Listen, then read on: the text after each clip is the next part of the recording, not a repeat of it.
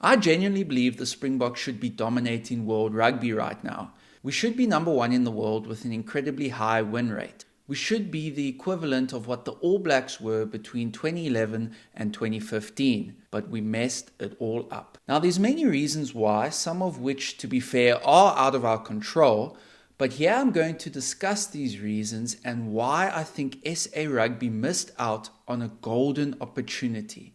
This is how they missed out on an opportunity to really dominate rugby across the globe and leave an unforgettable impression on the game. Let's go back to the World Cup winning team of 2019, and what a team they were. In fact, up there amongst the best rugby teams of all time. And this is what makes the whole situation so confusing. The 2019 World Cup winning side was a young team, most of whom would continue playing for many years. The Springbok team of today has so many of those World Cup winners in it. Plus, we have the same coaching staff, which all sounds very familiar to the post-2011 All Black side. All the key ingredients of a champion side were there, so you would expect our 2019 Boks to continue their glory and dominance after the World Cup, but they didn't. Well, perhaps they did for a limited amount of time up until the end of the British and Irish Lions tour, but after that things went downhill. But more on that later. Now, of course, I have to mention COVID. COVID played a big role in disrupting our potential World Rugby dominance. We had no rugby going on for a long time, and we were one of the last teams to resume our domestic competitions. Also, we were the only Tier 1 nation that didn't play any international rugby in 2020. That gave the other teams a big head start ahead of us. We were supposed to play a 3-match incoming series against Scotland as our first few games after the World Cup.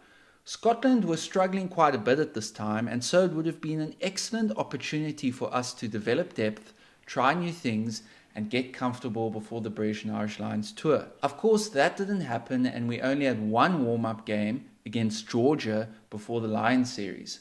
Considering these circumstances, it was a miracle that we even won the Lions series. The Northern Hemisphere teams had an entire 6 nations and plenty of domestic rugby to prepare. Also, we didn't have that home crowd advantage since stadiums had to be empty. But after the Lions tour, things just dipped. We lost twice to Australia as well as an average All Black side. Then on the end of year tour, we lost to England. It baffles me that we could go from beating the best of 4 nations, the Lions, to losing to only one of them, England, who were actually struggling at that time. It just makes zero sense, and it's far from what a champion side should be. And even more importantly, it was just far off from what we were capable of. We had so much potential and talent, but the results were underwhelming. It was extremely disappointing and frustrating as a spectator. All that opportunity just going to waste. An opportunity to really dominate rugby, but we didn't. Our home games of 2022 were probably the most well attended I've ever seen. Every single game was sold out, stadiums packed to the brim. It was clear that everyone had high hopes of this team and what we could achieve in the year to come. Everyone wanted to see the world champion Springboks live. Unfortunately, they would not witness the dominant force that everyone thought we were. We struggled in a home series against Wales, which in my eyes is just pathetic. The Wales team of 2022 is one of the worst Wales side in the history of the sport. They lost to both Italy and Georgia this year. Yet, we barely scraped past them in a home series. We were lucky to beat them in the first game in Pretoria, narrowly escaping with a last-minute penalty kick to win the game. And then we lost to them in the second test in Bloemfontein.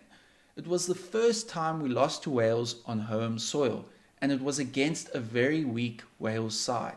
That's really bad. One of the main reasons we struggled in these first 2 games was selection. Selection is the second main reason we failed to capitalise on what was meant to be a golden era of Springbok rugby. In that first test against Wales, Alton Jantjies was picked to start. What a silly decision. He had barely played any rugby for his club in the months prior. He was rusty and not in form. Why put him in a starting 10 jersey for the first test of the year? I just see no logic to it. The Springboks should be picking players that are in form, not just names that are well known. He had a disastrous game, and the coaches are largely to blame for picking a player who clearly wasn't ready for a test match.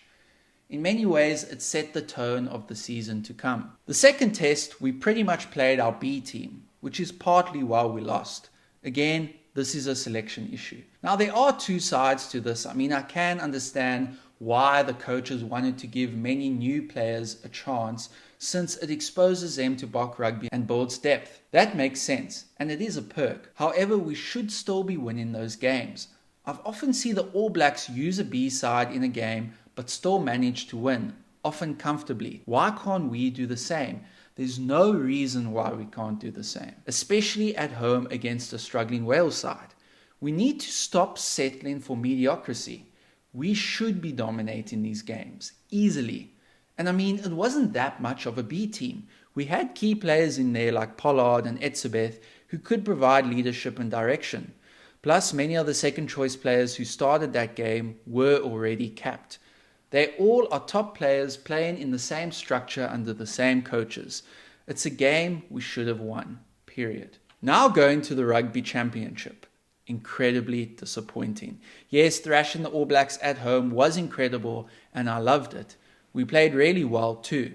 But guys, sorry to say, we shouldn't get too excited. This is a result we should expect from a team of our talent against one of the worst All Black sides of all time. The All Blacks had a terrible 2022, at least the first half of it.